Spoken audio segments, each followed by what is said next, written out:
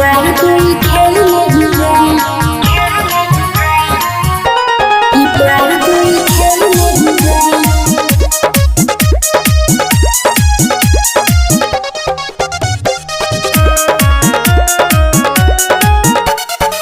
तुम पे तो मरते हैं हम दिलो जान से, तेरे लिए लड़ जाएंगे जहान से। पागल हो क्या?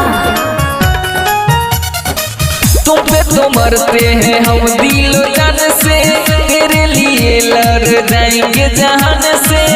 क्यों कहती हो तेरा मेरा मेल नहीं है, झेल पाओगे ना नखरा मेरा, झेल पाओगे ना नखरा मेरा, ये प्यार कोई खेल नहीं है। झेल पाओगे ना नखरा मेरा, ये प्यार कोई खेल नहीं है, बुझला? ये प्यार कोई खेल नहीं है,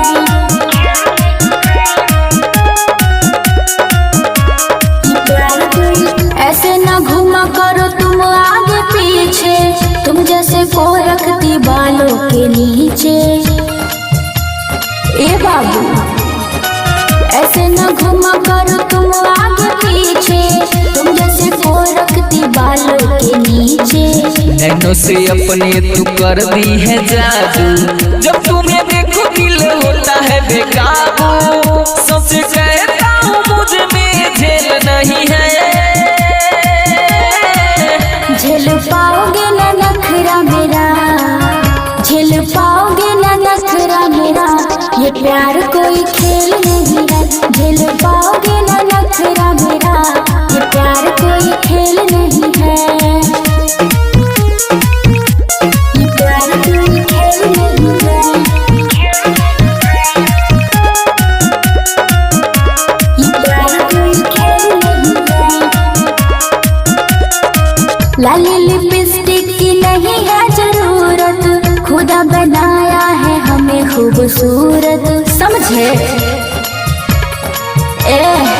लाली लिपस्टिक की नहीं है जरूरत, खुदा बनाया है हमें खूबसूरत। मोनीश विष्णु के कोई दिल पागल, घायल कोले तोहर पहुआ के छागल।